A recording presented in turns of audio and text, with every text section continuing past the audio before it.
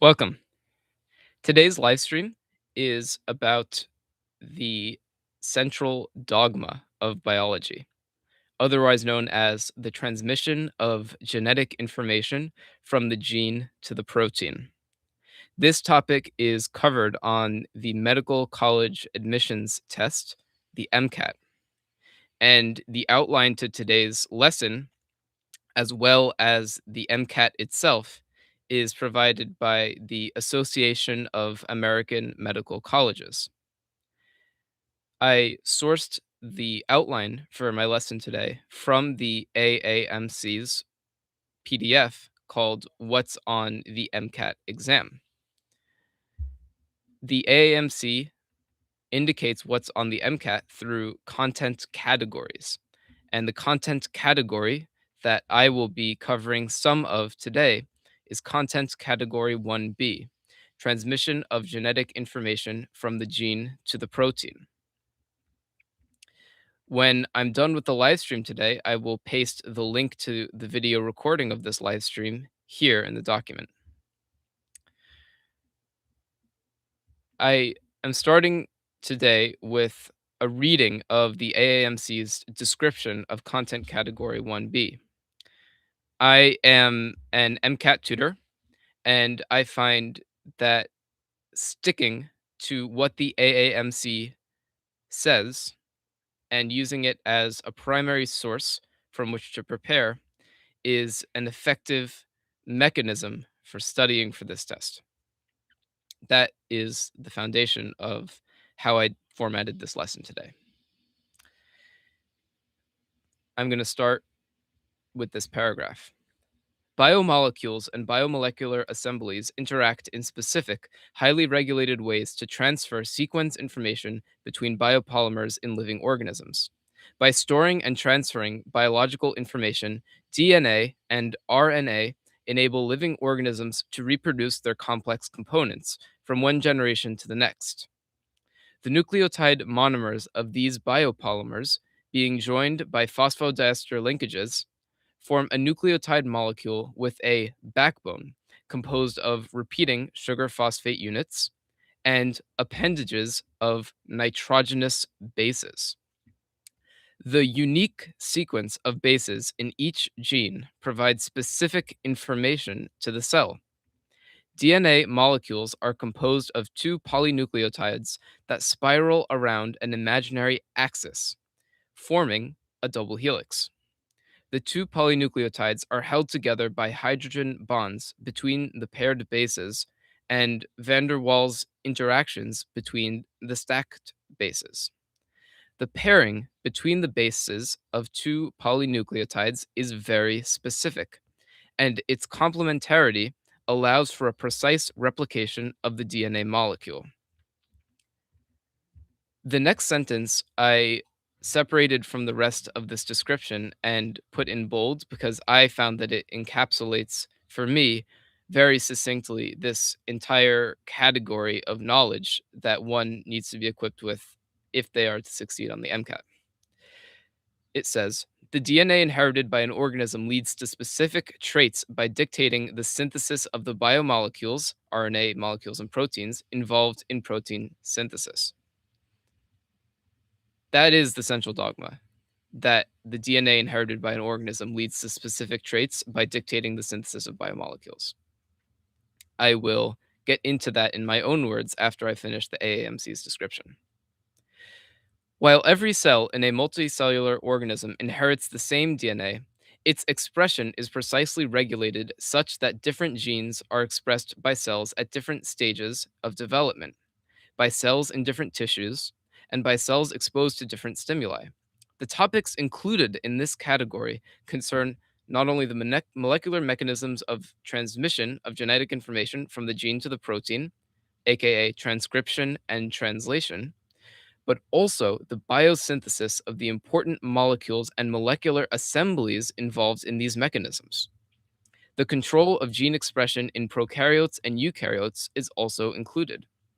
Broadly speaking, the field of biotechnology uses biological systems, living organisms, or derivatives thereof to make or modify products or processes for specific use. The biotechnological techniques emphasized in this category, however, are those that take advantage of the complementary structure of double stranded DNA molecules to synthesize, sequence, and amplify them, and to analyze and identify unknown polynucleotide sequences. Included within this treatment of biotechnology are those practical applications that directly impact humans, such as medical applications, human gene therapy, and pharmaceuticals. Content in this category covers the biopolymers, including ribonucleic acid, aka RNA, deoxyribonucleic acid, aka DNA, proteins, and the biochemical processes involved in carrying out the transfer of biological information from DNA.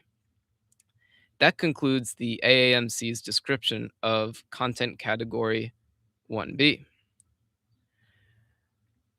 The outline that I'm currently unchecking is also from that same document that excerpt that I just read is from.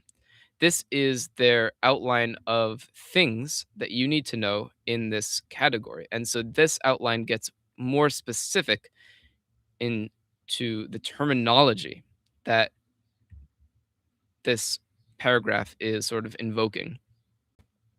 So if you see this as sort of like the textbook, this is the study guide. This is what the AAMC says they want you to know on the MCAT exam. The format of today's live stream is going to be me going through this outline and checking off each of these categories as I describe them, as I give you the content that I believe these categories are calling out to. And since I'm not an authority on any of these topics, which are foundational biochemistry and biology and chemistry, I will put the link to the sources, which are textbooks and also the AAMC itself, that I used to gather the information that I am going to present during my live stream today.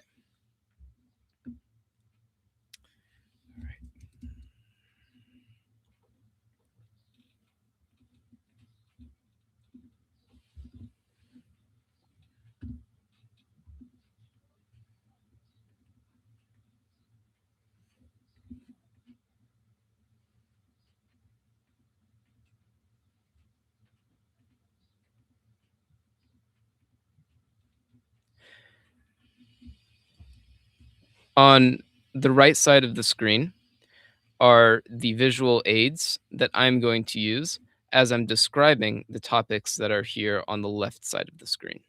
And as I go through those topics, it should be clear that many of these subjects are best shown visually better than described verbally, and I'll be doing both here today.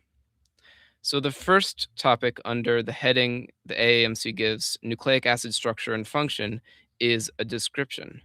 So what is a nucleic acid? This is here at the top of the document on the right. So a nucleic acid is a macromolecule, just like proteins or a large sugar, macromolecule. And macromolecules have monomeric components to them. And when those monomeric components combine, they make a polymer. So the DNA, as the description above explained, is the genetic information for an organism. It's the source text. And given that that source text is a very big polymer molecule, we want to break that polymer down into its single units in order to understand what it is and in order to understand how it functions in the body, in every cell. So, this is the basis of the nucleotide. So, the monomeric unit of a DNA RNA polymer is the nucleotide. So, the nucleic acid is formed of nucleotides. But what makes up a nucleotide? A nucleotide has these three components. On the left here is a phosphate group. In the middle, there's a phosphorus atom, and there are 1, 2, 3, 4 oxygens. There is also a -3 formal charge on this phosphate group. That phosphate adds to one of these two. These are sugars. One of them is called ribose, and the other is called deoxyribose. And to make them a little bit bigger, or to zoom in, it's going to change the whole document, but that's okay. Ribose and deoxyribose. These are sugar molecules that are going to, there we go, that are going to be bound with the phosphate and with these things on the right that I'll discuss later to form nucleotides. So the phosphate and then the sugar, these are sugar molecules. I want to make the note that sugar molecules are sometimes found looking like this in their cyclic form, and sometimes they're found looking more straight in their uh, non-cyclic form. So a sugar like glucose or fructose could also be found in either this form or the straight form. But in DNA, it's, I want to make sure the live stream is working correctly. In DNA, it is the cyclic form, which is in fact how those sugars are usually found in the body anyway. So it is indeed the cyclic form of ribose or deoxyribose that is bound to that phosphate group. And then what's the third that it is bound to? The third thing that makes up that monomeric unit of DNA or RNA is one of these 5 molecules. These molecules are called nitrogenous bases. And there are 2 classes or categories of a nitrogenous base. One of them is the purine, and one of them is the pyrimidine. The purines, the name of the purines, there we go. The names of the purines are adenine and guanine. The names of the pyrimidines are cytosine, uracil, and thymine. Purines and pyrimidines are 2 categories of nitrogenous bases, so called because they have nitrogen and they function as bases, as molecules, weak bases. I want to here provide a memory technique for memorizing which of these nitrogenous bases are categorized as purines and which bases are categorized as pyrimidines. The shorter name, purine, covers the larger molecules. Adenine and guanine are bicyclic, whereas cytosine, uracil, and thymine are monocyclic. So the shorter name covers the bigger molecules, these 2 guys at the top, adenine and guanine. And then the longer name, pyrimidine, covers these smaller guys at the bottom, cytosine, uracil, and thymine, which are monocyclic. So the names are opposite to the size of the molecule. Small name, big molecule, big name, small molecule. Okay. Those are the 3 components of the monomeric unit called the nucleotide. This is a nucleotide. Here is the deoxyribose. Here is the phosphate. And here is the nitrogenous base. This nitrogenous base is guanine. So once you have a guanine, a deoxyribose, and a phosphate group, the name of this molecule changes. It's not just phosphate plus ribose plus guanine. Nucleotides have specific names. This one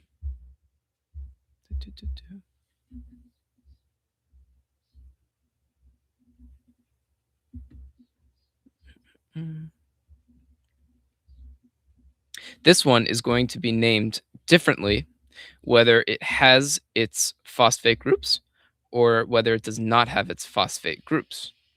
So when it comes to this class of molecules, these nucleotides, there's a form where the sugar and the nitrogenous base have not yet bound to a phosphate group. In this picture, you see it bound to a phosphate group, but sometimes these molecules are not bound to phosphate groups, no phosphate. And so those are called nucleosides. I remembered this as nucleoside is just to the side. It's not as big, which means it's not as important as the nucleotide. It's not as big because it does not have these phosphate groups on it. Nucleosides have names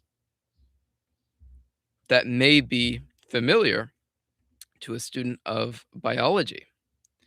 So the nucleoside that is including the nitrogenous base adenine is called adenosine. A famous molecule that is made up in part of adenosine is adenosine triphosphate, otherwise known as ATP, which is the energy currency of the cell. ATP is this molecule with 3 phosphate groups attached to it. Now, ATP is a nucleotide because it is a nucleoside, nitrogenous base and sugar, plus phosphate groups. However, the terminology is not such that we call ATP a nucleotide. Nucleotide is a term reserved for talking about nucleic acids, which ATP is not a nucleic acid, nor is it part of a nucleic acid. So in this context, ATP is actually called a nucleoside, side smaller, triphosphate, a nucleoside triphosphate. So it's a nucleoside with 3 phosphate groups attached to that hydroxyl group on adenosine. I'll name the other ribonucleosides: guanosine, 5-methyluridine, uridine, and cytidine. So these are the nucleoside versions of these nitrogenous bases.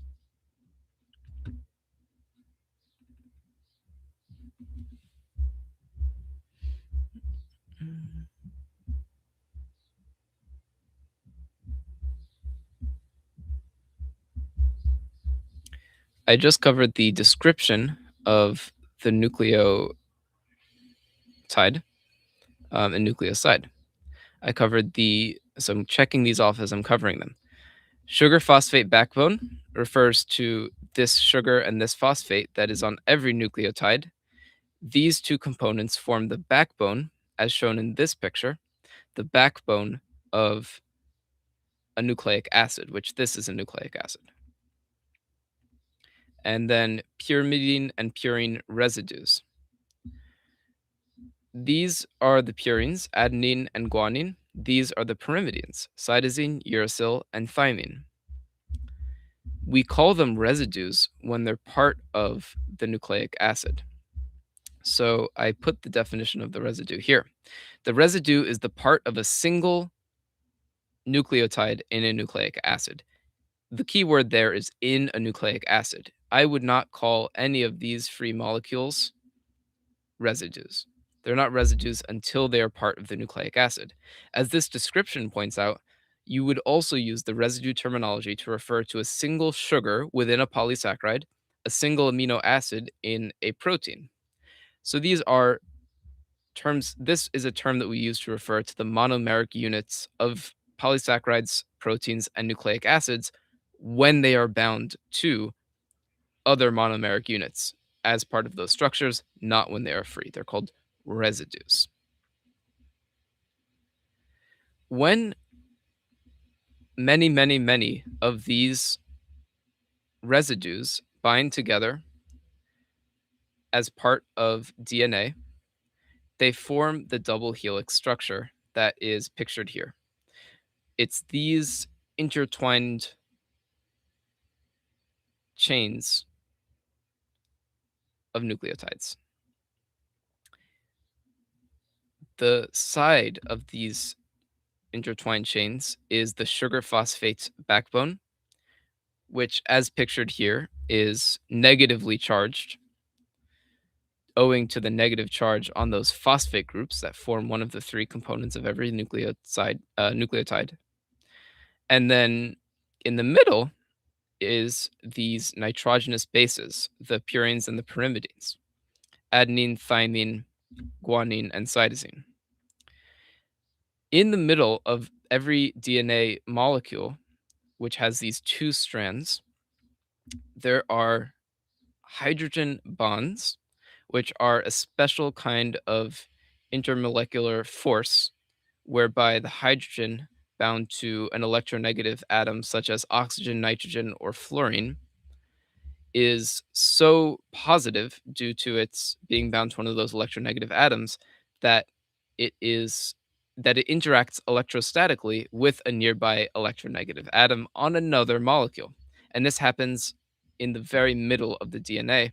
So here is an NH2 group on adenine donating a hydrogen bond to thymine, which accepts the hydrogen bond with its oxygen here. And then further down both of these molecules, adenine accepts a hydrogen bond from thymine here. Adenine and thymine share two hydrogen bonds.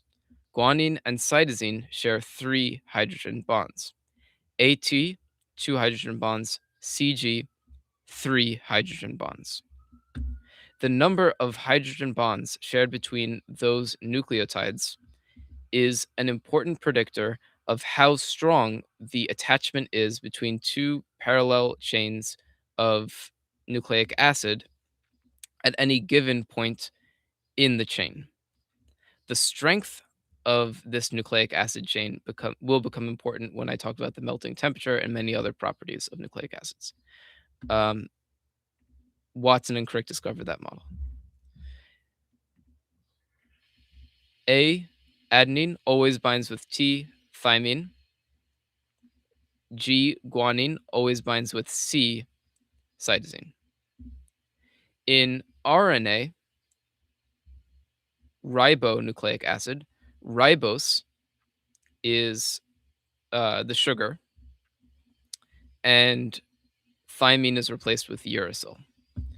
So here it's going to be or U if talking about RNA. Accordingly, since A only binds with T or U and G only binds with C, there's a rule called Chargaff's rule, where the number of purines always equals the number of pyrimidines. A equals T, C equals G, and A could equal U if you're talking about RNA. That's a logical extension of what we just discussed, where the purines always bind with their constituent pyrimidines and vice versa. It has to be this way, and the math works out. So that is base pairing specificity. Function transmission. The next category is function in transmission of genetic information. So how do the nucleic acids function in the transmission of genetic information? Well, starting with DNA here, DNA is the master code for every cell of every living thing. It is also the master code for things that we say straddle the line of living and not living, such as viruses. Viruses can also use RNA, but it goes to show that when there's life, there is nucleic acid. Nucleic acids are the script that tells the thing how to be a living thing. This script is copied in every one of our cells. There are some exceptions where cells no longer have their nucleus, such as red blood cells. But this is an epithelial cell of a cheek, so the inside of someone's mouth, and that's my mouth actually. So this is methylene blue stain, which stands for nucleic acids, and the entirety of my genetic code is here in the cell. A pretty amateur stain and microscopy job here, but it goes to show that every cell in the body needs to start at some point with the entire recipe for the human being. And to give a good size comparison, which also ties into the math that is tested on the MCAT, this whole cell is about 100 micrometers across. So 100 meters times 10 to the negative 6 meters, or 10 micrometers for this little part over here, which is the most dense with nucleic acid if we're assuming that this is a properly stained methylene blue. Okay. Every cell in the body has that entire recipe at some point. The AAMC's next content is DNA denaturation, reannealing, and hybridization. This point is talking about the melting of DNA for purposes in the lab. DNA unwinds when it is melted. The double-stranded DNA is held together by those hydrogen bonds between adenine, thymine, guanine, and cytosine. These hydrogen bonds that go up and down the middle of the DNA molecule. Since those are intermolecular forces, they can be beaten by another force, kinetic energy, which you add when you increase the temperature of the environment that this DNA is in. And specifically, when it comes to DNA, we call it the melting temperature. Nothing is necessarily melting from ice to water or anything like that, but we call it the melting temperature, or T temperature melting, T of melting. And so the ratio of double stranded DNA to single stranded DNA passes this point of no return at the melting temperature, and it becomes mostly and then all single stranded DNA. What factors can increase or decrease the melting temperature? Well, guanine cytosine base pairs are the stronger ones because they have three hydrogen bonds. And the more the strong base pairs you have, the more temperature, the higher the temperature it's going to take for that DNA to break up into its two constituent strands. Higher salt concentration. This is boiling point elevation. When you add a solute to a solution, the boiling point of that solution increases. That means that it takes more energy in the form of heat to boil the solution. The same is true for a solution that includes DNA. Longer DNA strands. The longer the strand, the more the hydrogen bonds between the two halves of the DNA. So the more energy it's going to take to break those halves apart. DNA denaturation refers to the process of splitting DNA into its single stranded components. And that is the first part of the polymerase chain reaction procedure, aka PCR. The first step of PCR is to split apart the DNA into its two single stranded components so that those nucleic or nucleotides are exposed in this way. Here, the nitrogenous bases are exposed. You can alter them, study them, copy them because they are exposed here. They're not exposed when the DNA is in its double stranded form. They become exposed when it's in its single stranded form. In order to get it to that form, you add heat. In the PCR procedure, the step after adding the heat to break apart the DNA into its two single stranded components is called annealing. Annealing is the process by which primers bind to the DNA. So there's the source DNA, there's the DNA that the PCR technique is trying to replicate, and the primers are going to be these smaller chunks of nucleic acid that bind to the template DNA once it's in its single stranded form. Well, what purpose do the primers serve during annealing? They serve the purpose of being the attachment site for an enzyme called Taq polymerase. Taq polymerase is a heat resistant enzyme that binds to the primers that were added during annealing and then gathers uh, nucleotide triphosphates to add to the growing DNA chain.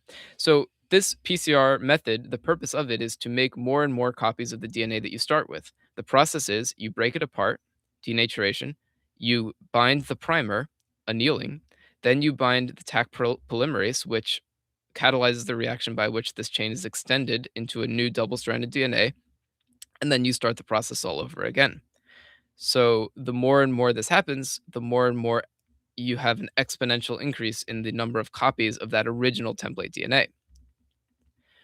Hybridization is the process by which denatured DNA is attached to by this other nucleic acid that's added on. In all different kinds of contexts, a hybrid means something that is made up of two different parts, and here that hybrid is referring to a DNA strand that has another part from somewhere else added to it.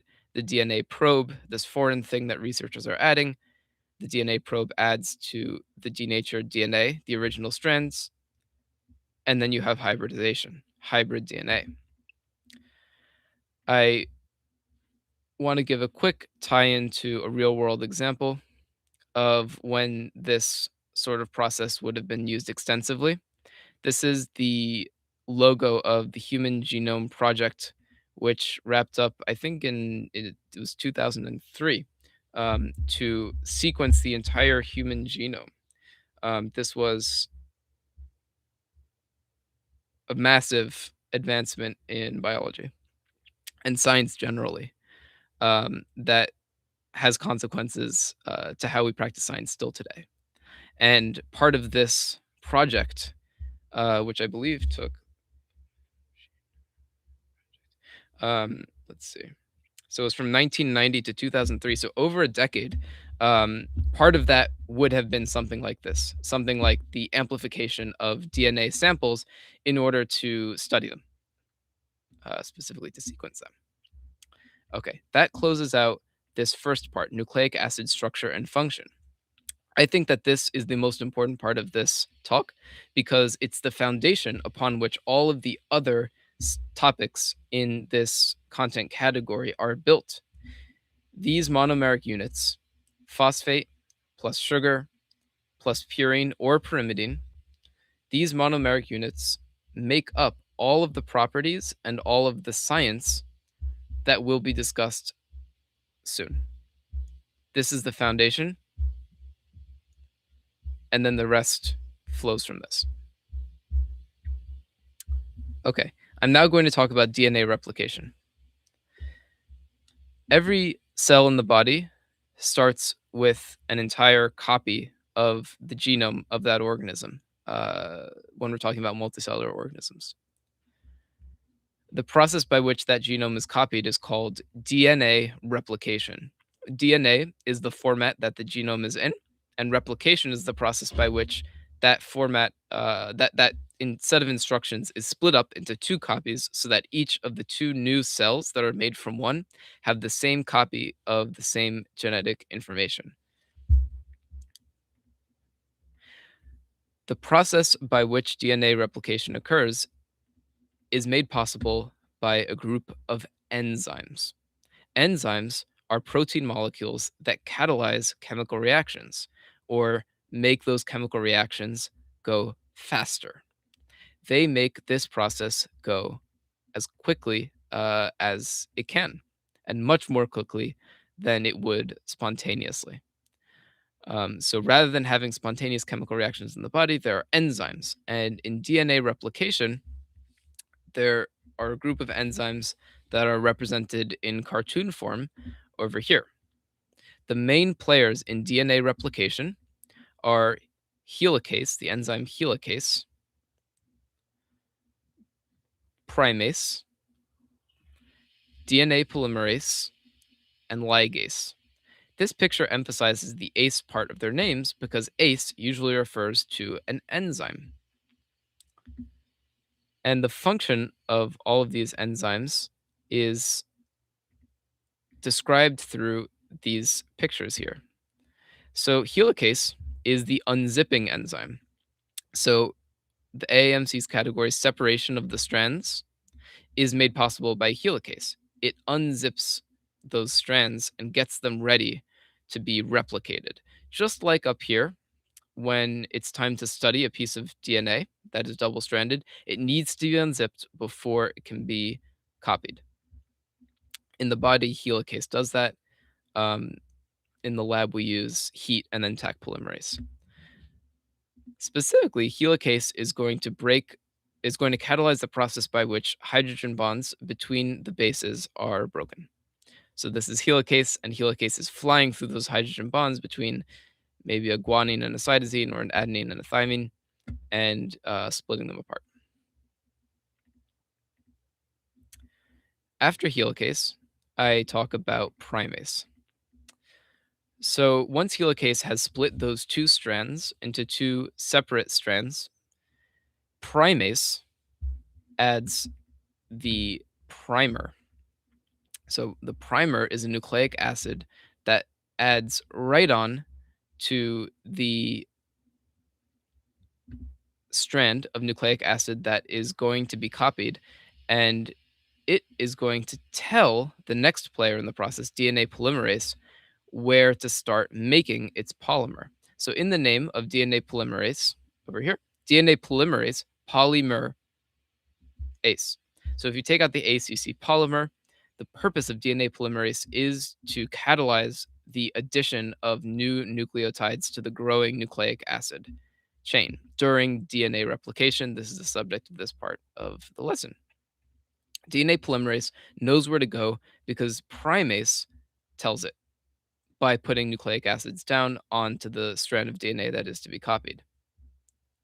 More specifically, the strand of DNA that is copied during DNA replication is called the template strand.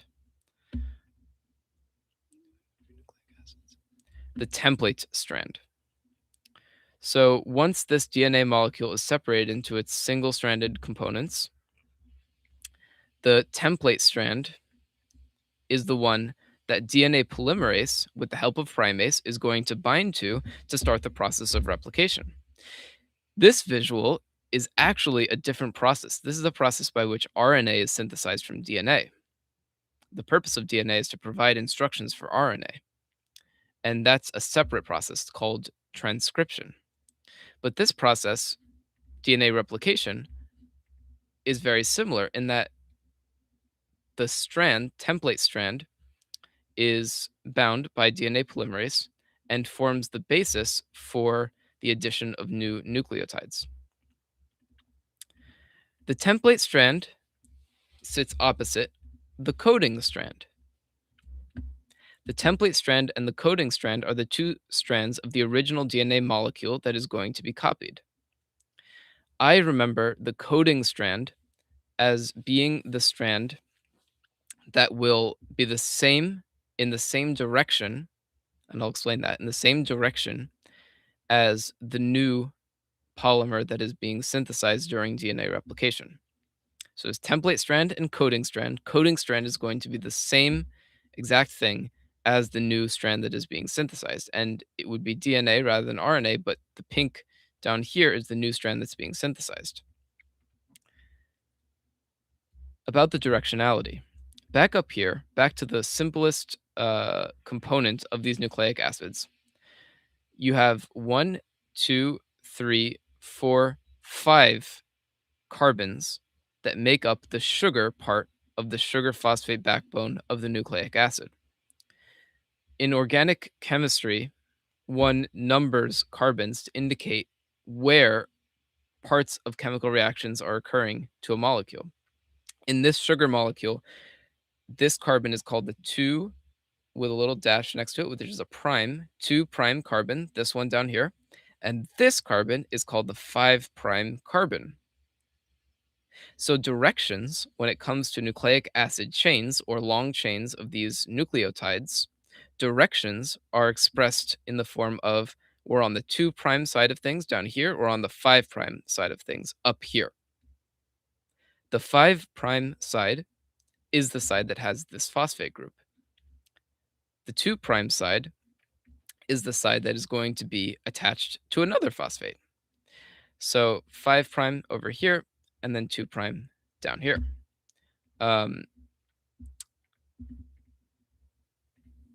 Next to the 2 prime is the 3 prime carbon, which is actually, I think I misspoke earlier when I was talking about the 2 prime carbon versus the 5 prime carbon. It's really the 3 prime carbon versus the 5 prime carbon, because here there's either an OH group or no OH group, which is deoxy in the case of DNA, so no OH group here, or oxy, aka ribose, RNA, ribonucleic acid, where there is an OH group here and it's just normal ribose. So the 5 prime carbon denotes this part, the 3 prime carbon denotes this part. Why is the 5 prime and 3 prime so important? And so this is bound then to another phosphate, because that is going to tell us the directionality of these strands. This on the left is running down the screen from 5 prime to 3 prime. This on the right is running up the screen from 5 prime to 3 prime. Note that at the 5 prime end, there's a phosphate group that's attached to the 5th carbon on this ribose, or deoxyribose in this case. And note on this side, there's an OH group on the 3 prime end, the 3 prime carbon of this deoxyribose. So one can indeed see that this side runs from 5 prime to 3 prime. This side runs from 5 prime to 3 prime. They're running in opposite directions. And the bases in the middle are complementing each other. So 1, 2, 3, 4, uh, 1, 2, 3, 4. These are four bases on this side that are going to match up with 4 bases on this side. And if one were given just this side, one could tell what this side is going to look like, knowing that every base binds to a different specific base. And without mutation, that is how every double-stranded DNA molecule is going to look, where adenines always bind with thymines and guanines always bind with cytosines. Down here, continuing with replication, one sees that the new strand is synthesized in the 5 prime to 3 prime direction. So from that 5 prime carbon with a phosphate on the end to that 3 prime carbon with an OH on the end. Such is the directionality of the coding strand, and such is the directionality of the new strand of DNA that is being synthesized. That's why I call the coding strand the correct strand, meaning that it has the same code in the same direction as the newly synthesized strand. This is another depiction of this process. Here on the bottom is DNA polymerase creating the new strand, and it is based on the template strand down here, which is running from the 3 prime to the 5 prime direction, and it is exactly the same as the coding strand up here, which is running from the 5 prime to the 3 prime direction. On the side of the DNA that is not at the bottom here, on the side of the DNA that runs from the 5 prime to 3 prime direction, aka the coding strand, DNA polymerase does not go in the forward direction in the same direction as helicase. DNA polymerase has to go in this opposite direction because it only works in the 3 prime to 5 prime uh, direction, or the 5 prime to 3 prime direction rather. So in terms of synthesizing new polynucleic acids. So here, DNA polymerase has to make its new nucleic acids strands in fragments. Those fragments are called Okazaki fragments. And the strand upon which Okazaki fragments are being synthesized during replication is called the lagging strand. The strand that is synthesized without fragments is called the leading strand. Leading, normal, lagging Okazaki fragments. The semi-conservative nature of replication describes the process by which one original strand of DNA is separated into 2 daughter strands, one side of which is the original and the other side of which is a copy. And that is called the semi-conservative model of replication. This is what happens in living organisms. These, B and C, are other conceivable models that do not happen in organisms. At least let's talk about humans. They do not happen in humans. Dispersive replication and conservative replication. Dispersive, dispersing. So the original strand and the new strand are sort of dispersed amongst each other. There's fragments of the new and the old, and there's fragments of the old and the new. And then conservative replication would be a process by which a new double-stranded molecule is created next to the original double-stranded molecule. Neither of these are what happens in humans. This what happens in humans. This is semi-conservative replication. This is the process that our cells go through to replicate their genetic information. In order to keep the two strands of DNA open during replication, single-stranded binding proteins bind to the strands of DNA, and they tell the other side not to touch. And so that keeps it open while helicase is breaking through the hydrogen bonds to extend to open up the double-stranded DNA. However, before helicase can actually even get in there to break up those hydrogen bonds, another enzyme called topoisomerase, it's a class of enzymes, but another enzyme called topoisomerase changes the conformation three-dimensional structure of the DNA molecule so that it's more easily unwound by helicase, as pictured here. The structure of DNA is not an easily accessible one. Topoisomerase changes that, and then helicase catalyzes the opening of the two strands of DNA. So that is the process of DNA replication. And this is another way of putting it in this visual here. First, DNA polymerase extends the chain. And then after DNA polymerase extends the chain, this last enzyme that I didn't mention before called ligase uses the same root as ligand. A ligand is a part of a molecule that's attached to another molecule. And so ligase is in the business of attaching. So here is helicase unzipping, and then polymerase, which is creating the new polymer, and then DNA ligase, which is ligating here the fragments of new nucleic acids that are being produced on the lagging strand, aka the Okazaki fragments. So DNA ligase will bind together the Okazaki fragments and make a complete new strand of DNA on the lagging strand.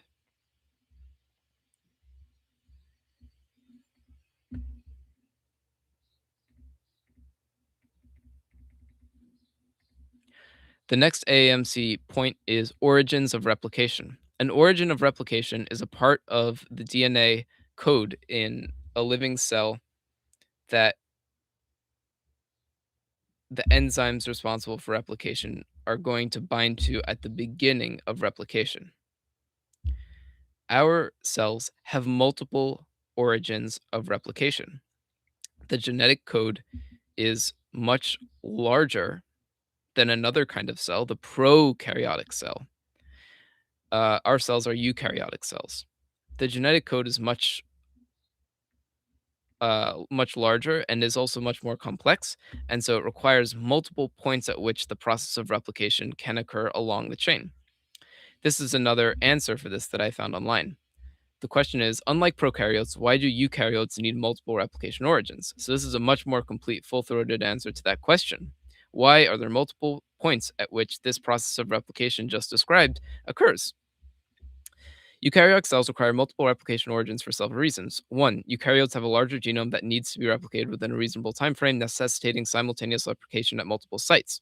So multiple sites, multiple replication origins need to be bound by those enzymes in order to copy that whole genome in any reasonable time frame.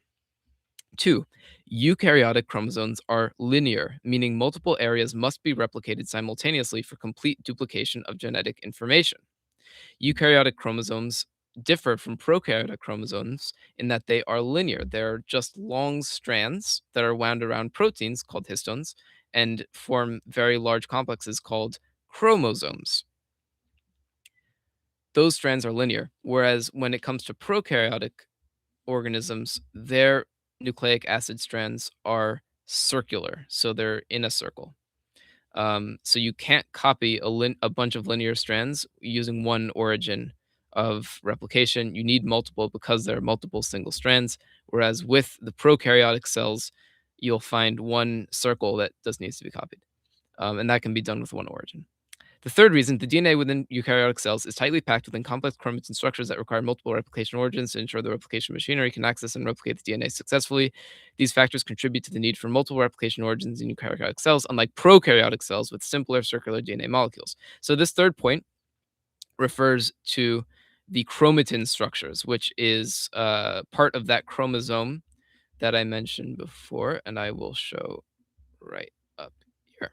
So part of this chromosome or colored body is chromatin, which is this very tightly wound form of DNA with histone proteins. Histones are proteins that the DNA is wound around in order to form these supercoiled structures. So, how do we get from these tiny molecules to these dark structures that I can picture in my cheek with methylene blue?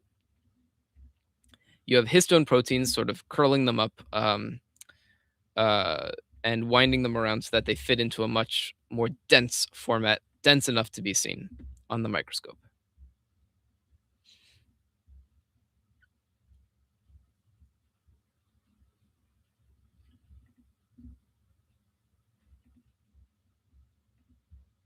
Replicating the ends of DNA molecules. I haven't prepared something about this. I will go back to it after. During the process of DNA replication, mistakes will be made. DNA polymerase goes along the original strands of DNA and makes copies. DNA polymerase does not make perfect copies. In fact, one in every 100 million nucleotides that DNA polymerase is responsible for properly copying, it makes a mistake. It puts the wrong nucleotide into the new strand. And this process is illustrated in this box here. This is DNA polymerase. DNA polymerase is extending the chain, but it's making an error. It's adding an A where there should be a G. Adenine does not bind to cytosine. Guanine binds to cytosine. So DNA polymerase here is making a mistake. It's one of those 100 million chances. And so what is DNA polymerase going to do? It can actually proofread its work. It can go back right after synthesizing this strand and realize its mistake. Not that it has agency, but realize its mistake and correct it through a complex process that we don't need to really know about, but we just do need to know that proofreading is one form of the repair of DNA that is not properly copied.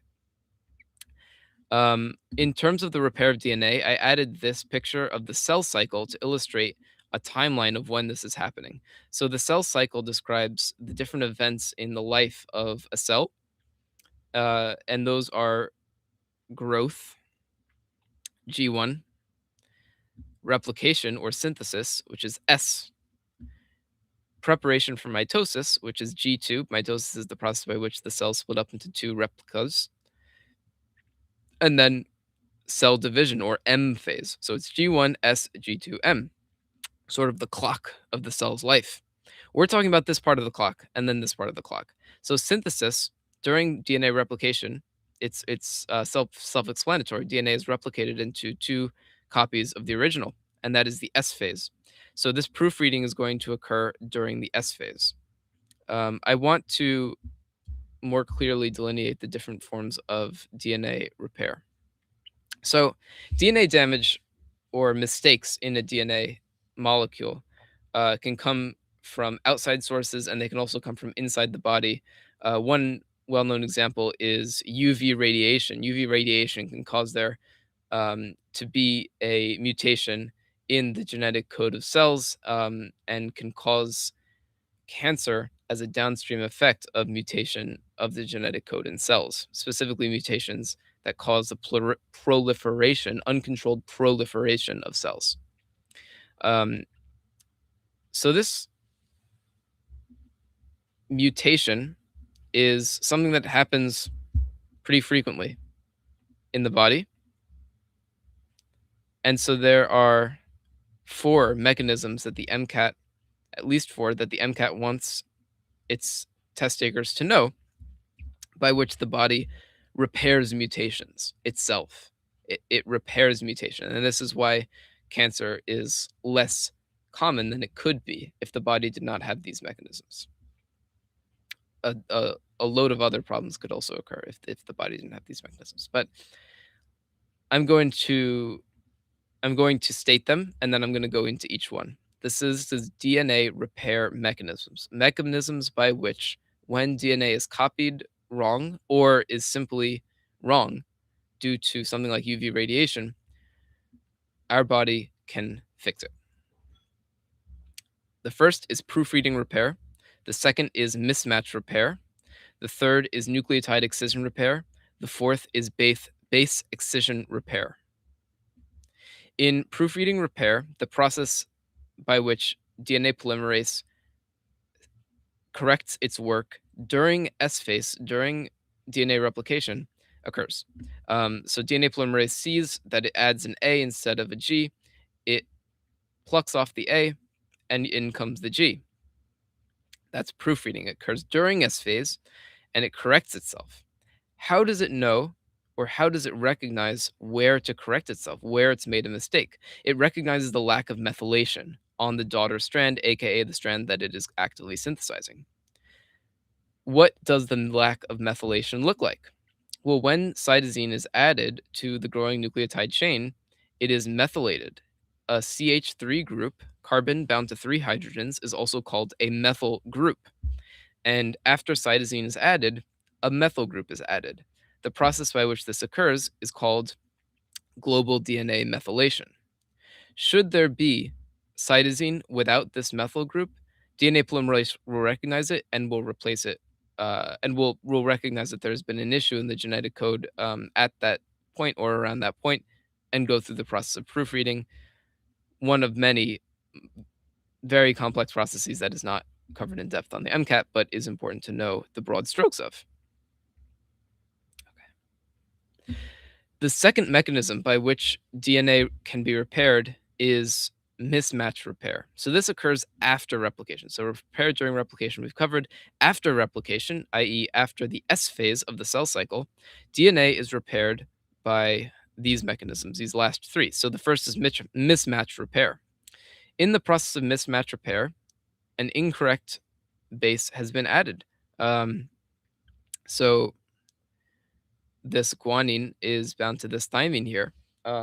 And this mistake is causing there to be a little bulge in the backbone of this DNA. And so in mismatch repair, structural differences in the DNA are recognized by these enzymes called exonucleases that add a replacement strand with the correct base and then seal it up with the help of DNA ligase.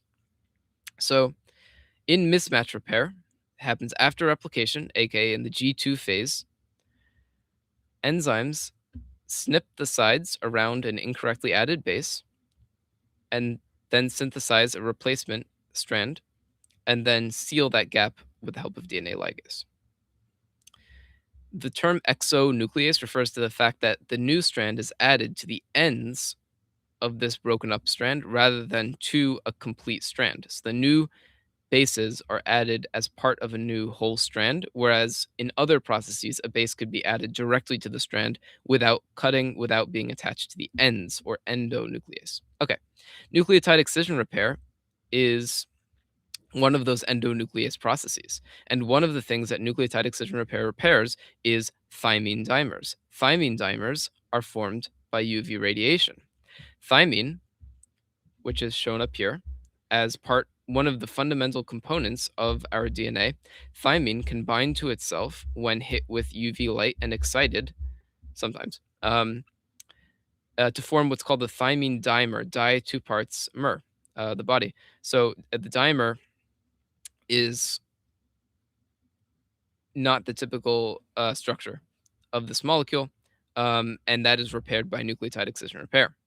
So, in this process, an entire chunk of the genetic code is excised or removed, and then endonucleases, which act without being attached to the ends of a nucleic acid molecule, come and repair a whole chunk.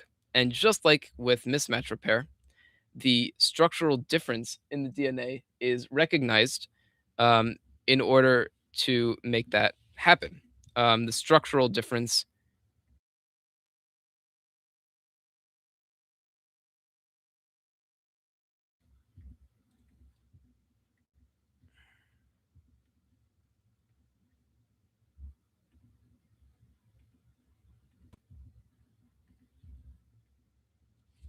the difference that is caused by the thymine dimer is repaired by nucleotide excision repair. The fourth process by which genetic information is repaired is base excision repair. Base excision repair, one single nucleobase or nitrogenous base is replaced with a new one. And the mechanism by which this occurs is by the breaking of that sugar phosphate bond in the backbone by an enzyme called a glycosylase. So, glyco refers to the sugar part.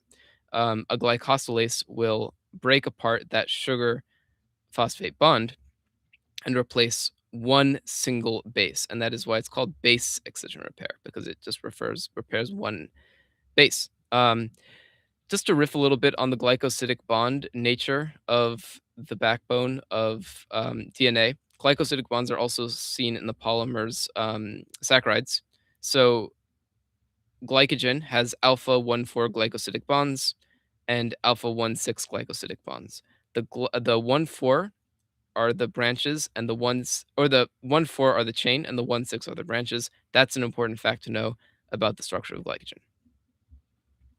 So that covers the content under repair of DNA, which was repair during replication and repair of mutations. After that comes genetic code. This is the central dogma of biology, where DNA through transcription is turned into RNA, which through translation is turned into protein. DNA and RNA are nucleic acids. Protein is a biomolecule composed of amino acids. So nucleotides are to DNA and RNA as amino acids are to protein. The ultimate goal of transcription and translation is going to be to produce protein by telling the body exactly what amino acids to add to a growing polypeptide chain. Polypeptide referring to a chain of several amino acids. That is otherwise known as the central dogma. So the triplet code.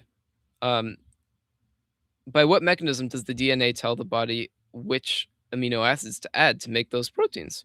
It's by this triplet code, which is triplet referring to the 1, 2, 3 nitrogenous bases that correspond to a single amino acid. So amino acids are the constituent components of protein, the monomeric units of proteins. The body tells the DNA tells the body which amino acids to add to the protein by this via this code, whereby 3 nucleotides, so here it's uracil, adenine, cytosine, UAC, are going to correspond to one amino acid, methionine. Um, that is the triplet code of our DNA. But where does this triplet code change along the process of going from DNA to protein? As shown in these visuals that I've been expanding, the code is not the same here in the DNA form as here right before the protein form. So why is it different? Well, the two strands of DNA are complementary, meaning that an A on one side is going to correspond to a T in another, and then the T on one side is going to correspond to an A on the other. When the DNA strand is copied into mRNA by the process transcription or transcribing DNA into a different form, mRNA,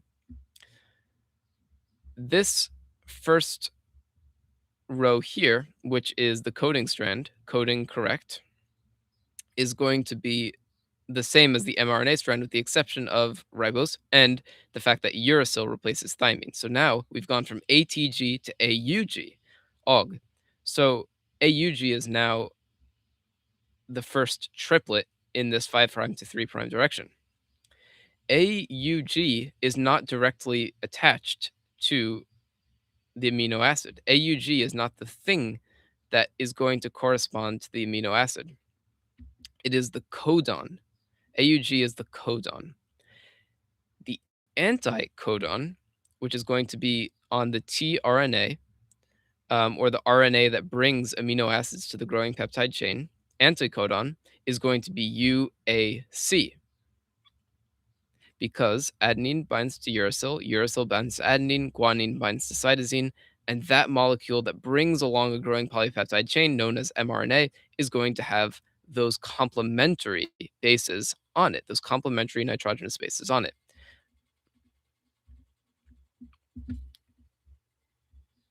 So, about the process of transcription, about the process of going from DNA to mRNA before going to protein, the nucleic acid strand is replicated starting at this codon, this one that is shown here, AUG. So when referring to codons, we're referring in the 5' to 3' direction of the nitrogenous base sequence of the mRNA, AUG. It's also ATG as reflected in the DNA on the coding or correct strand that is going to be copied into mRNA. I remember this by saying AUG, well, it's time to augment things. That is always the first codon in a protein's sequence. So AUG. And that codon always corresponds to one amino acid, just like all the codons do. All the codons only correspond to their amino acid. An amino acid can be coded for by multiple different codons, but every codon only corresponds to one amino acid. So if you have an AUG, it's always going to be the amino acid methionine. That is one of the 20 amino acids, proteinogenic amino acids, that is going to be tested heavily on the MCAT exam. At the end of transcription, at the end of that copying of the DNA strand into RNA, there are going to be other codons that tell the enzymes involved to stop transcribing rather, and those are called uh, termination codons. There's three of them. There's UAA, UGA, and UAG, otherwise known as "you are annoying," "you go away," "you are gone." I didn't come up with that, but it's a good mnemonic.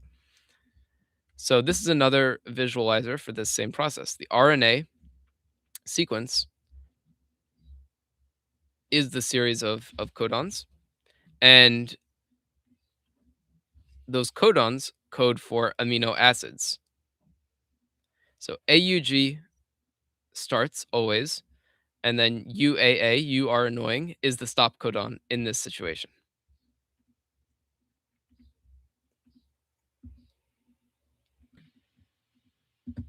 The codon anticodon relationship is what I described earlier, whereby the codon on the mRNA molecule corresponds to an anticodon on the tRNA molecule. Now, degenerate code is what I described just above here. So, several different three letters of nitrogenous bases can correspond to the same amino acid. So, here we go. Let's take a look at the amino acid leucine, or L. CUU corresponds, the codon CUU corresponds to leucine. The codon CUA also corresponds to leucine. So degenerate refers to the property of these codons to correspond to the same amino acid. Multiple codons can correspond to the same amino acid. The same is not true in the opposite direction. One amino acid um, every amino acid is coded for by a specific set of different codons. So different codons can correspond for the same amino acid, but every codon can only correspond to one single amino acid specifically. So CUU is always going to be leucine. It's never going to be tryptophan. Yes, tryptophan, cytosine, cysteine, or tyrosine. It's going to be leucine. CUU always leucine. Um, AUG always methionine. That's the start codon.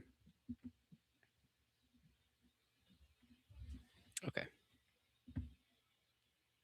That corresponds to degenerate code. Wobble pairing refers to the fact that the third position in every codon is going to be what's called a wobble base, and mutations can occur at this wobble base without there being any consequences to the resulting amino acid. Um, and that helps there be redundancy so that when there are mutations at that third codon position in the nucleic acid strand that we're copying things from, this problem in the function of the protein because two codons can correspond to the same amino acid. Okay, that is degenerate code and wobble pairing. Missense and nonsense codons. So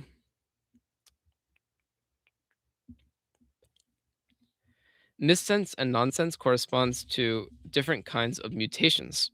So sometimes a single nitrogenous base in the polynucleic acid chain is different as a result of a mutation. There are three kinds generally of these what we call point mutations or single base mutations: silent, nonsense, and missense. Silent are when those mutations have no effect. So if a codon is changed in its third base but isn't changed anywhere else, then there is no effect on the uh, amino acid that's ultimately synthesized.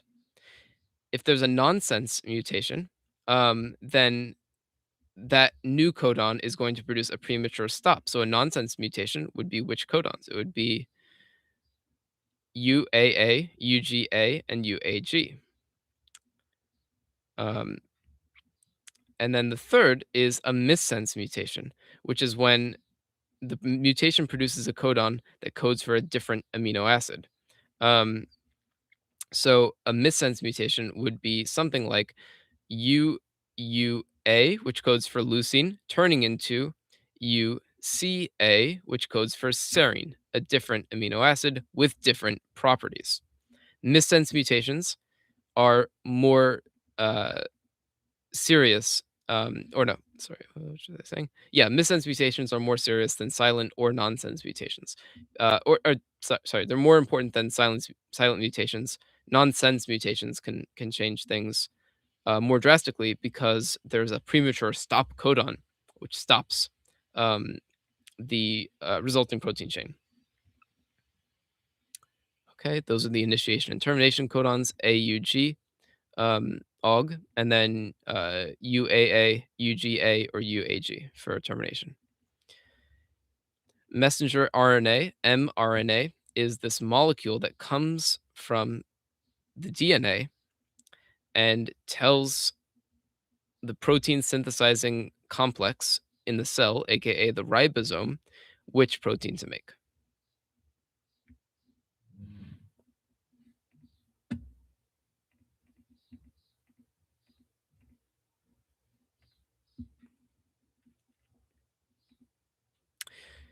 The next category of content here is transcription. So, speaking of mRNA, transcription is the process by which DNA is turned into mRNA. So, DNA is turned into mRNA through a process called transcription. Um, and as part of that process, it's important to discuss the different kinds of RNA or ribonucleic acids. So, there are three for the purpose of the MCAT. Those are messenger RNA, transfer RNA, and ribosomal RNA. mRNA, tRNA, rRNA. Those are depicted here. mRNA is the copy of the instructions, the copy of the DNA that is made so that proteins can be synthesized later. Ribosomal RNA can form part of the ribosome or the protein synthesizing complexes in the cell. So ribosomes are not just comprised of protein, as shown in this diagram here, protein, they're also comprised of a little bit of ribonucleic acid. That kind of ribonucleic acid is called rRNA. And then the third kind, tRNA, is the kind of ribonucleic acid that is responsible for bringing amino acids to a growing polypeptide chain that is going to be the protein. So the process by which messenger RNA turns those instructions from DNA into proteins that our body needs is made possible by RNA, transfer RNA, tRNA. And specifically here, we see the anticodon portion of that transfer RNA that can attach to the mRNA and bring along an amino acid through the process of translation. But before just talking about the transcription, which comes before translation, we describe the three different kinds of ribonucleic acid RNA. So the mechanism of transcription. This is illustrating where transcription is in the process of going from DNA to protein. Transcription is this first step. So far we've talked about replication, we've talked about the different mutations that can occur, and now we're talking about what happens when the DNA goes to RNA. How does that happen? Well, this was illustrated here in this visual about the different strands. So just like with replication, there's a coding strand of the DNA and a template strand of the DNA that is going to be copied by different enzymes, but in the same fashion, into a new strand of RNA.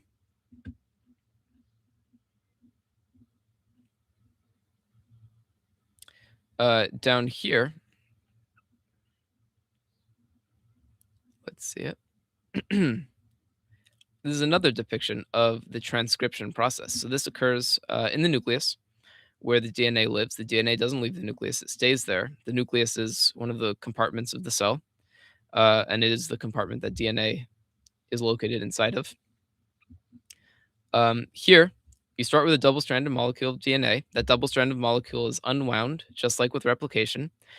RNA is created alongside the template strand of that molecule, and a new transcript is formed down here. At the bottom, that transcript is in the form of RNA. So many teachers of this subject will say something like, oh, when you're transcribing something, that means that you're copying it from one language to the other. Transcription is the first part of the central dogma. It's the part where DNA turns into mRNA. That's transcription. The initiation of transcription looks more like this than anything that will be depicted in a more simple diagram. Although this level of detail is not required for the MCAT, but um, this illustrates that what occurs in order to start the process by which DNA is copied into RNA is a complex process that requires multiple different enzyme components to come along and bind to each other. Here, there's the activator, the mediator, and then these different enzymes. So polymerase 2, Pol 2, is this big blue one, the most important one. But now to a more simple diagram. Just like with replication, first the strand is broken up. That's done by RNA polymerase here. And then the new RNA is added, which is done by RNA polymerase 2 in transcription. Maybe the broken up part isn't. I'm not 100% sure. I know going off of this diagram that the RNA polymerase is the enzyme responsible for adding new nucleotides to the growing RNA chain. So here's the coding strand up here, the 5' to 3' direction that is going to correspond directly to the 5' to 3' direction of the RNA that's being synthesized, with the exception of uracil instead of thymine on the new strand being synthesized. With that is seen down here. So the coding strand from the 5' to 3' direction corresponds to the RNA strand in the 5' to 3' direction, except for the fact that every T here is replaced with a U, like so. So transcription is initiated when this protein complex aggregates around specific parts of the genome. Not every part of the genome, not every part of that chromosome is going to be transcribed. And not every part of that transcript is going to end up as part of the mature final mRNA molecule. So this first step, those transcription that I'm describing, is the process of making this, which is otherwise known as pre-mRNA. So once RNA polymerase needs to know where to go on the DNA strand that it's going to replicate. RNA polymerase identifies the binding spot by what's called the TATA box, which is thymine, adenine, thymine, adenine. Um, and that TATA box is part of a sequence known as the promoter. So there's a series of different non gene DNA elements that make up part of a nucleic acid chain that's going to be replicated. And those elements are going to tell the enzymes involved in replication what to do and where to do it. So, specifically, where to bind, where to stop replicating, and where they should replicate more favorably depending on when the replication needs to take place. So let me explain that a little bit better. The four components I'm going to be discussing are called the promoter, the enhancer, the silencer, and the terminator. These are all referring to different parts of the DNA. The promoter is the part of the DNA that is required in order for the RNA polymerase to bind to begin the process of transcription. The TATA box is otherwise known as the on-off switch of transcription. Without the promoter, without the TATA box, there is going to be no transcription. The TATA box is part of the promoter. The promoter is seen at the beginning of every single DNA strand that is going to be transcribed. It's required. Then there's this thing called the enhancer. That's a different part of the sequence that makes transcription of the gene more likely or promotes transcription of the gene. So promoter promotes transcription, not required though. Silencer, likewise, discourages transcription or makes transcription less likely. So silencers and enhancers act opposite to each other. Finally, there's the terminator, which is as the name suggests, the sequence of nucleotides that is going to terminate the process of transcription or stop the process of transcription by knocking the RNA polymerase molecule off of the growing um, or off of the DNA strand that it is copying. Okay, so those are the promoter, the enhancer, the silencer, and the terminator. Here we have a terminator, which is signaling to this polymerase that it's time to stop. And the way that it's doing that is by causing what's called a hairpin in the RNA molecule that's being synthesized. That hairpin is going to essentially knock the RNA that's being synthesized and the RNA polymerase off of that DNA so that the DNA can wind itself back up and sit in the nucleus where it belongs. The Tata box is pictured here. An enhancer is pictured here. So here the enhancer is at an earlier part of the DNA chain, and it is binding to these factors to help the RNA polymerase bind, make it more likely for that part of the genome to be transcribed, which is one of the mechanisms by which our cell decides what is needed to be produced when. Not all of our DNA is being transcribed and turned into proteins all the time. Part of our cells being different is having different parts of the genome transcribed for different cells. Um, Once this process is done, these two post-transcriptional uh, parts are added. So there's the 5' cap, which is a guanine. So on that 5' end of the biomolecule, which is pictured here, right, that phosphate end, there's a guanine added right here. That's the 5' cap when we're talking about RNA. So there's the 5' cap on one side, the 5' side, and then there's the poly A tail. So there's adenine, adenine, adenine, adenine on this side, which is the 3' side, or the side with that hydroxyl group. So there's a free hydroxyl group with adenine, adenine, adenine, adenine, and then the guanine on the 5'. The process of transcription is different in the eukaryotic cell from the prokaryotic cell or the bacteria or archaea, but we talk mostly about bacteria. So in the eukaryotic cell, transcription occurs in a nucleus, and the transcript is shot out um, of the nucleus and then sent to ribosomes.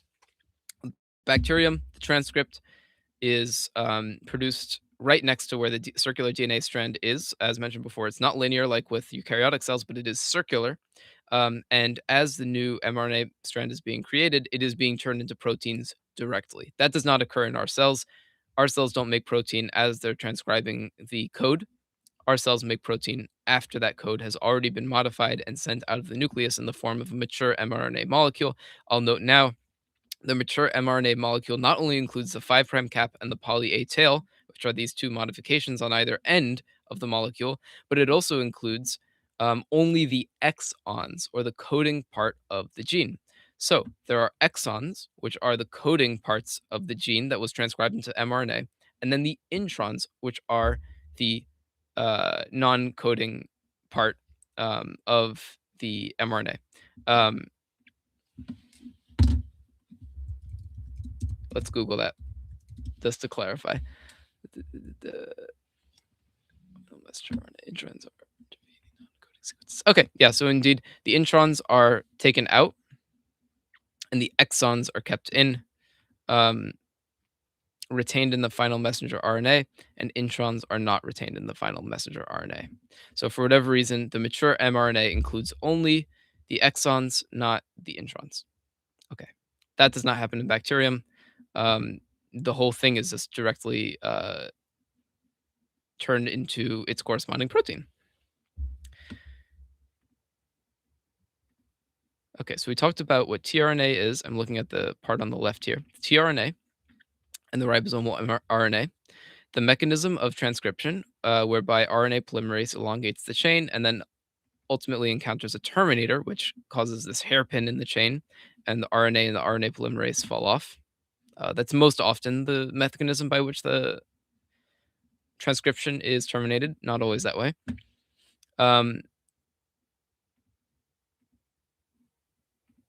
we talked about mRNA processing in eukaryotes. That processing refers to the keeping of exons and the removal of introns, also the addition of the 5' guanine cap and the poly A tail on the 3' end. Um, let's talk about ribozymes. So ribozymes are that word comes from the ribonucleic acid, so RNA, and the enzyme, which is the molecule that the protein molecule that catalyzes the chemical reaction in the body. So this is a screen capture of Wikipedia. Ribozymes are involved in RNA splicing and gene expression, and they work similarly to protein enzymes. So it turns out that not every enzyme is a protein. Some of them are ribonucleic acids. Those are called ribozymes, and they are involved in RNA splicing, which is one part of gene expression, or our cell deciding which parts of the genome it wants to express and which parts it does not want to express. Those are um, the difference between those two parts is crucial in a few medical contexts, notably things like cancer. Um, the spliceosome is, I think that would refer to the body that the splicing occurs in. Let's look it up.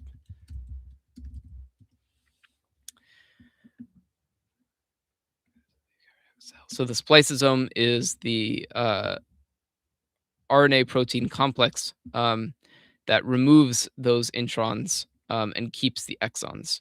Um, so this part here is occurring in the spliceosome.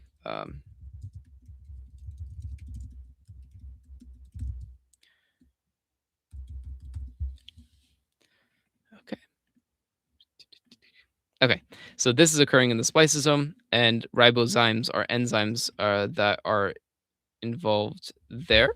And then let's look up these other two terms. I think I have a definition of them in mind, but I just want to make sure that I still remember. Um, small nuclear ribonucleoproteins refer to essential molecular complexes found in the nucleo. Okay, let's use a slightly better source here. Let's do RNA protein complexes. So often RNA, ribonucleic acid, and protein will combine to form RNA protein complexes. Um, they combine with pre-mRNA and other proteins to form the spliceosome. Okay, so the SNRPs, S and R and Ps, are going to form the spliceosome along with other components, but that's the the protein part, and then let's see, small.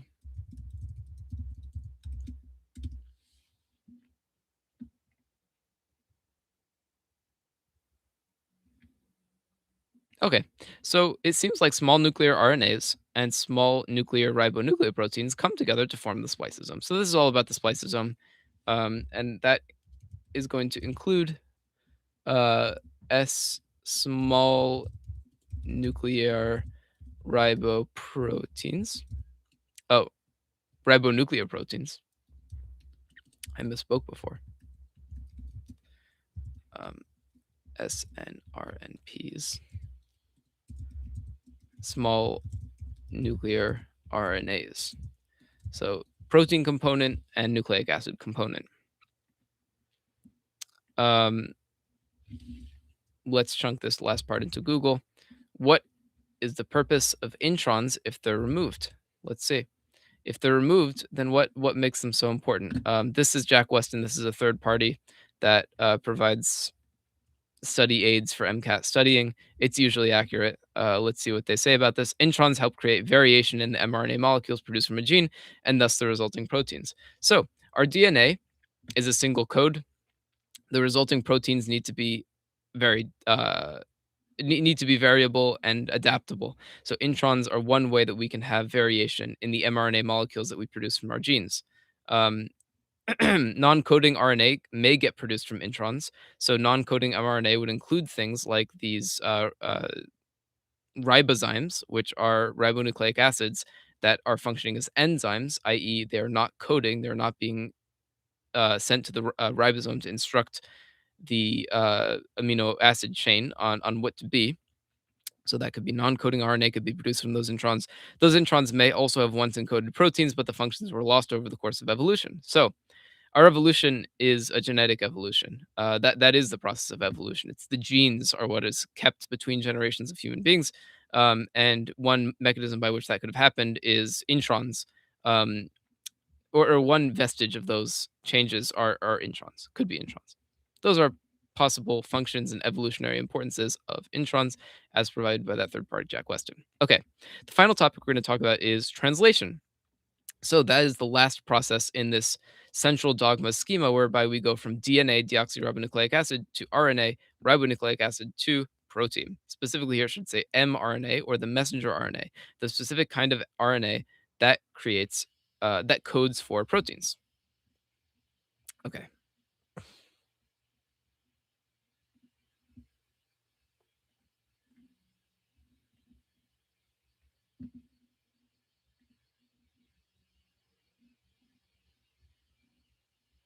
So the 5' cap is this modification, the guanine, added to the 5' end of an mRNA molecule, a single stranded molecule that is going to instruct the body on how to make the proteins that it needs. In order to initiate the process of translation, whereby that mRNA is turned into protein, that 5' cap is going to be bound uh, by a complex of ribosomal subunits. Um, Specifically, it's going to be the small ribosomal subunit, this base here. And then this is going to be the large ribosomal subunit that's going to add on later.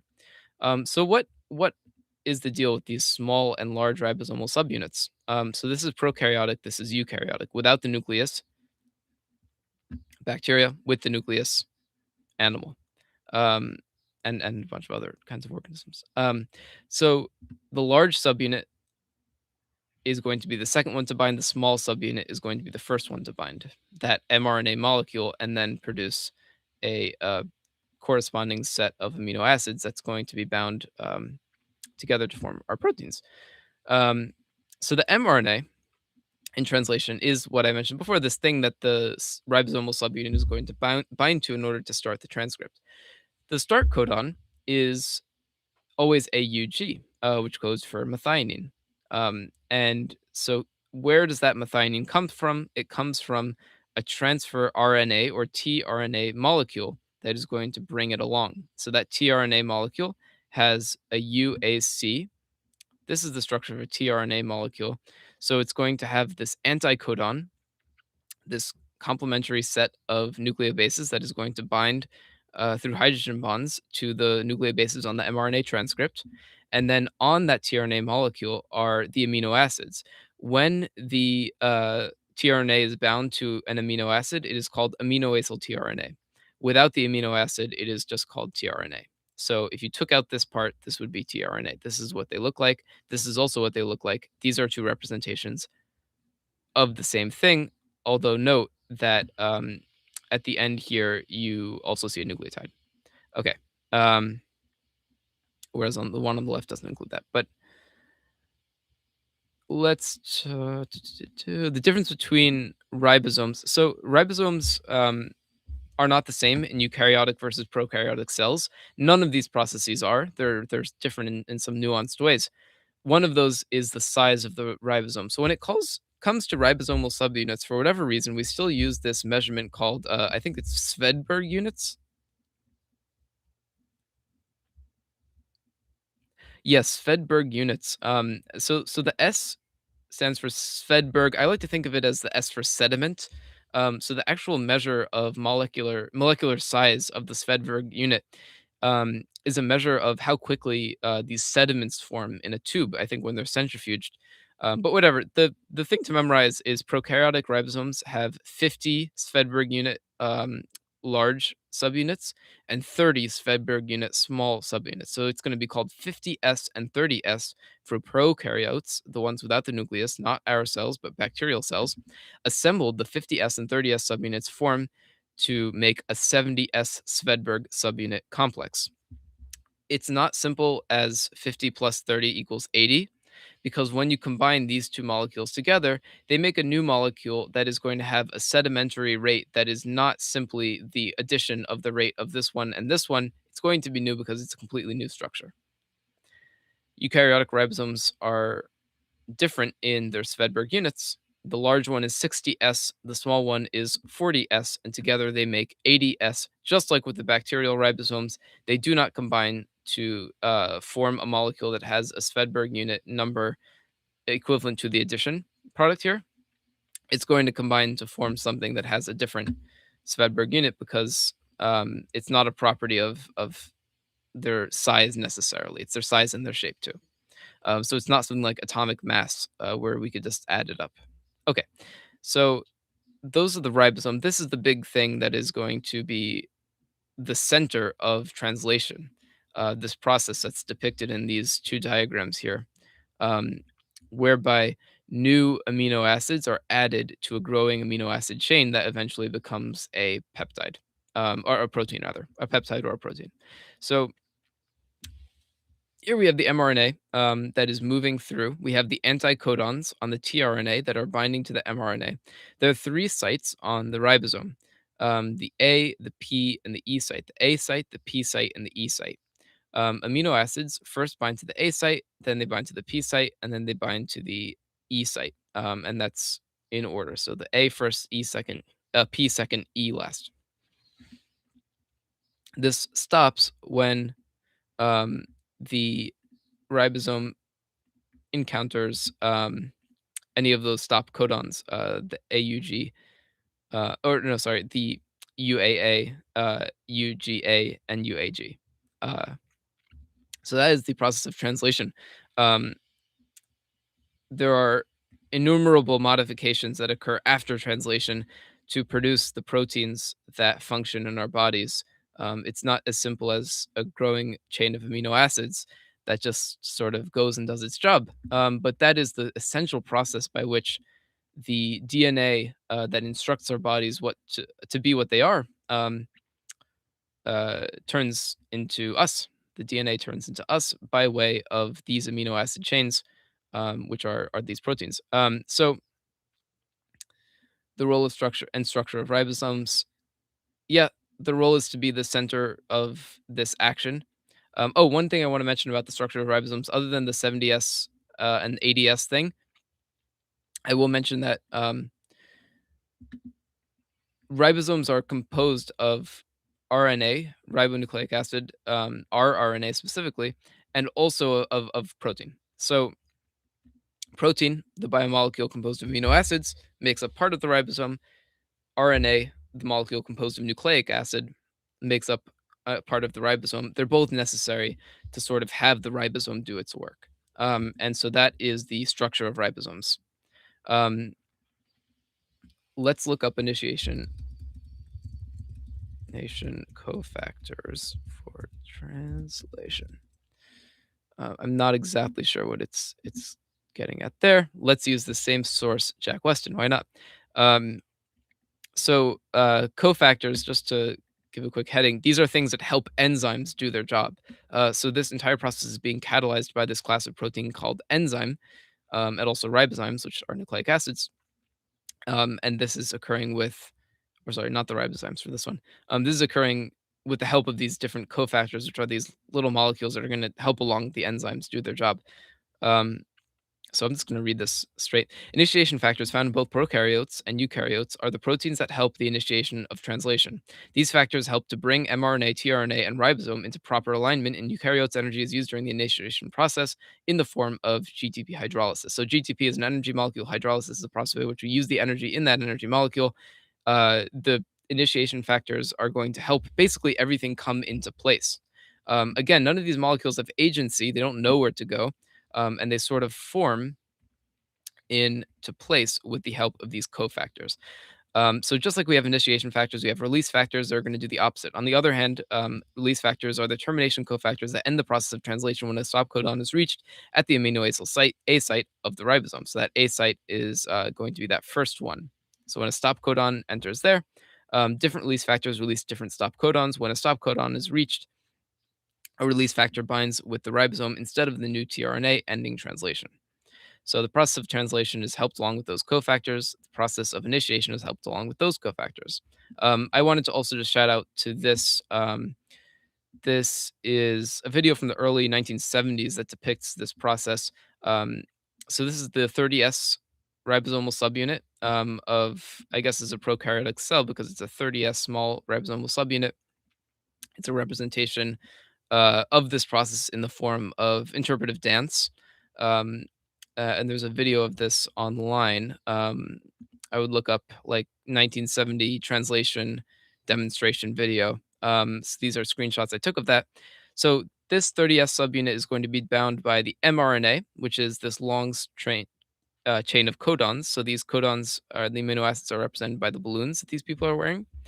Um, so that's like a codon there, 1, 2, 3. And then this up here is the 50S subunit. So this is definitely a prokaryotic cell because it's 30S and 50S. That comes along after the mRNA has bound to the 30S subunit. This is an enzyme that is catalyzing the bond between two amino acids. So these shirtless men are representing amino acids that are added along the growing polypeptide chain. And then finally, protein releasing factor, I suppose, is one of these termination factors, cofactors that helps the end of translation. Um, so I also want to add something about post-translational modification, just to illustrate a little bit of what happens after this process. Because as I mentioned before, the proteins are much more complex than just a chain of amino acids that's produced during translation. They go on to be much more complex than those amino acids um, in sequence. So let's see. Let's talk about a couple of commonly tested post-translational modifications. So they are processes of changing proteins via covalent chemical bonds. So we're adding new chemical groups to these proteins. Um, let's see. Okay. So an acyl group and an alkyl group are two kinds of organic chemical groups that are taught in organic and then could be tested on the MCAT. So acylation is the process by which an acyl group or any group which is represented here by R bound to carbon and then double bound to an oxygen is added to a substrate. In the process of post-translational modification of an amino acid chain, that is going to be acylation of the substrate, the amino acid chain, to produce the product of the end product protein. And then alkylation is going to be the addition of an alkyl group. So an alkyl group is just a carbon uh, chain. Um, So an alkyl group, a certain kind of carbon chain. Specifically, it seems to be one that's missing a hydrogen, so it is not a saturated chain. Let's see.